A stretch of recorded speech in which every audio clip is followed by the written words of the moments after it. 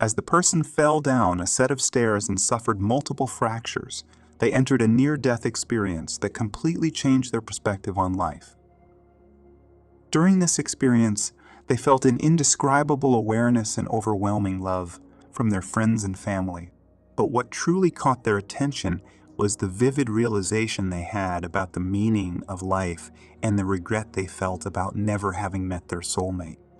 It's a story that's sure to make you wonder about what lies beyond our physical existence. Welcome to Peculiar Stories, where we explore the fascinating world of near-death experiences and offer new perspectives on the meaning of life and death. Our goal is to shed light on these profound stories, deepen your understanding of life, and provide valuable insights to our audience. Whether you're new here or simply joining us again, we're thrilled to have you on this journey. If you enjoy what we do, consider subscribing to our channel to stay updated on our latest content. And don't forget to hit the like button to help our content reach a wider audience. So sit back, relax, and get ready to be transported to the edge of life and beyond. Without further ado, let's get to the story. I had just turned 21, months prior. 1998's Valentine's Day was at hand. My university was 6 hours from my home. That February morning, I awoke to a cloudy sky over Indiana. It was challenging, to put it mildly, during those winters because of the literal darkness of both day and night. It was also Valentine's Day. The darkness did nothing to alleviate the depression of emotional and spiritual isolation that was already slicing through me like a jagged knife as a single and singularly confused young man. At the time, I was majoring in philosophy. I spent a lot of time arguing with Christians about the premises of their beliefs and the lack of logic that was used after rejecting Catholicism 2 years earlier. I was smitten by rationalism and tempted by necessity and order. At the time, I shared an apartment with another person. That evening, after a particularly heated argument, I went to stay with some of my younger friends who shared a dormitory. I joined them as they were drinking and enjoying some music. I fought a long battle with depression, which was fueled by problematic romantic relationships. I made the decision to drown my day's melancholy. I pursued a friend of mine down the top floor's hallway. There were 2 doors on each floor that opened from the middle and always faced outward. On one side of the top floor stairwell, there was a cross railing, and on the other, the stairs started to descend. When I ran through the right side door to the stairs, I was moving at top speed. I thought I would go down the stairs. I tripped and, much to my surprise, found myself on the wrong side of the door as my body collided with it. I tripped and fell into the cross railing as the stairs descended on the left side. My upper torso leaped over the railing and down the 10 feet of concrete stairs to the ground below when my body precisely hit the railing at my waist. On the way down, my body made a full rotation before my forehead slammed into the edge of one of the stairs with increased centripetal speed and great force. When I slammed into the crossrail, reality vanished. This serves as a milestone for the start of my near-death experience. There was no pain, just darkness and cold. The only thing I was certain of was my awareness. I'm referring to a strong awareness that goes beyond feeling. I was simply aware without giving my awareness any thought. There was nothing Cartesian about the experience. I didn't need to explain that since I was already aware of it. The darkness covered everything like a thick, heavy black cloak. The next thing I recall is being in the intensive care unit of the hospital. I recall seeing a large group of people gathered around my bed at the time. I attended a small university, so I was well known and loved by many people. They included my sister. There was the university chapel's pastor in attendance. There were a few of my closest friends. There were my uncle and aunt. They and I had face-to-face conversations. Since I wasn't in pain, I found it distressing to see the anguish on their faces. I clearly remember trying to communicate with them, to let them know that I was not in pain and that I was feeling better than I ever had. At this point, I experienced an emotion that I can't describe.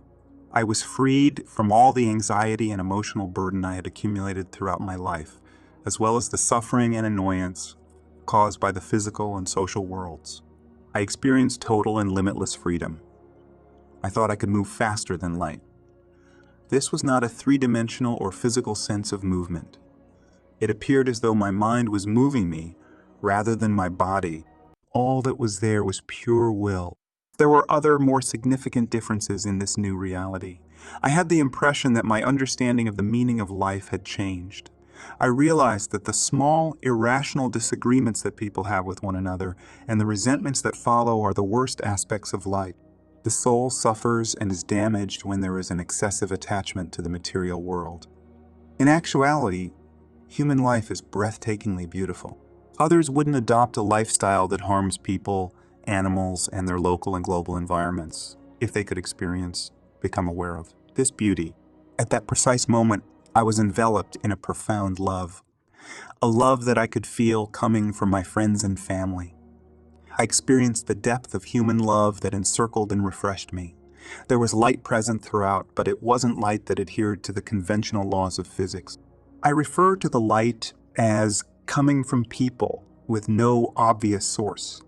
I tried to comfort them by telling them that I was better than I had ever been, despite seeing their faces and grieving. But there was one stab in my heart.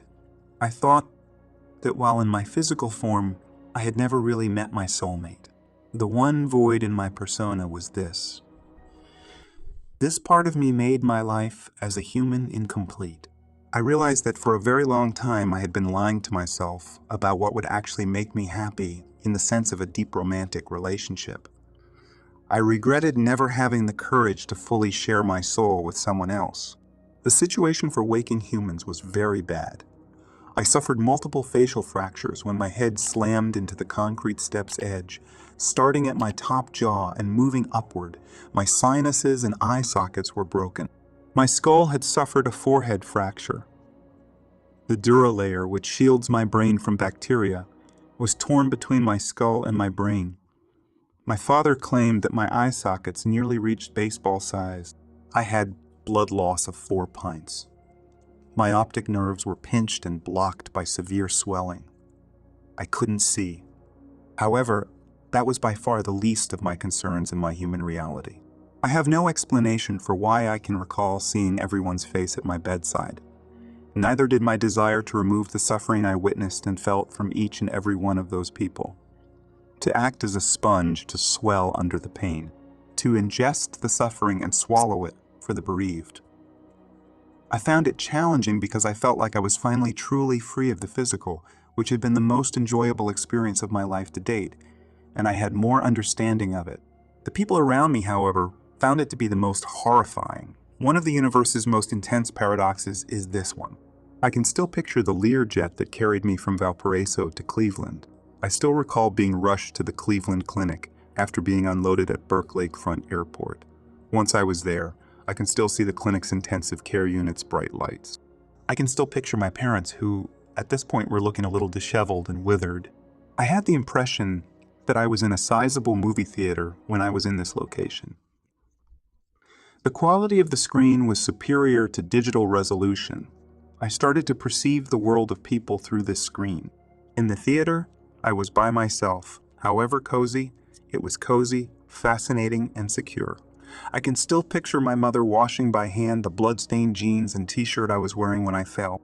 I simultaneously relived the entirety of my life as I witnessed the reality of Earth and the human world in real time.